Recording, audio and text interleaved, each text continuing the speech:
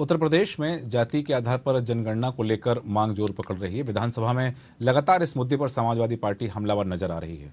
इन्हीं सब मुद्दों को लेकर समाजवादी पार्टी के प्रदेश अध्यक्ष नरेश पटेल उत्तम से न्यूज आवर संवाददाता प्रशांत राव ने खास बातचीत की। इस दौरान नरेश उत्तम ने कहा कि बीजेपी जातियों के आधार पर लोगों से भेदभाव कर रही है, इसलिए जातीय जनगणना होना आवश्यक है।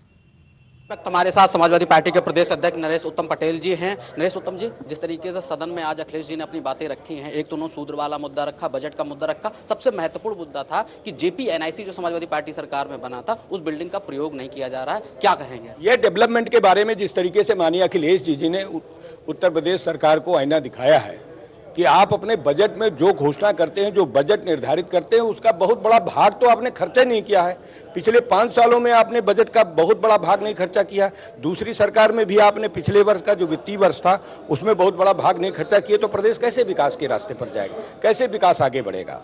एक चीज और है, प्रदेश की जहां बात चल रही है वह जाति जनगणना की भी बात चली है। अखिलेश जी ने खुद कहा कि शूद्र का जवाब दे मुख्यमंत्री कि शूद्र क्या होता है। उन्होंने जिक्र किया कि वो एक देव स्थान पर गए थे, जहां हवन था, वहां उनके साथ दुर्व्यवहार किया गया, भारतीय जनता पार्टी के लोगों ने उनका विरोध किया, क्या कहेंगे? देखिए, आज ये डेमोक्रेटिक राज्य है, देश है, और इस देश में भारत का संविधान है।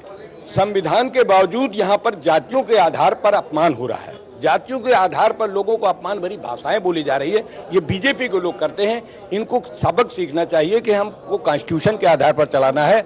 जातियों के आधार पर अगर आप कर रहे हैं तो उनकी जातियों की जनगणना कर लो। जातियों की जनगणना करने के बाद जिसकी जितनी संख्या हो उसके अनुपात में उसका हक और उसका सम्मान उनको दे दो। अभी जो प्रयागराज में हत्याकांड हुआ उसमें समाजवादी पार्टी के अध्यक्ष अखिलेश यादव की एक फोटो लगाई जा रही थी, तुरंत एक फोटो भारतीय जनता पार्टी के पूर्व विधायक भी जो सदाकत खान है उसमें आरोपी, उसका उस पर क्या कहेंगे? देखिए, जिस तरीके से प्रदेश में अराजकता है, जिस तरीके से प्रदेश में कानून व्यवस्था ध्वस्त है, इससे बड़ा दुर्भाग्य नहीं हो सकता है कि भारतीय जनता पार्टी कानून व्यवस्था पर पूरी तरीके से फेल है। आप विधान परिषद में हैं, तो विधान परिषद में किस तरीके से सत्ता को आप आईना दिखाने का काम कर रहे हैं?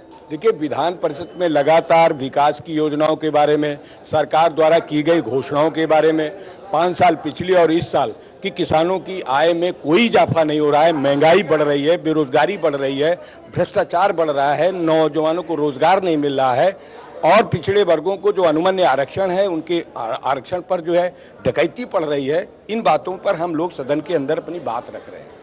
लखनऊ से न्यूज़ आर के लिए कैमरामैन मानस महलोत्रा के साथ मैं प्रशांत राव।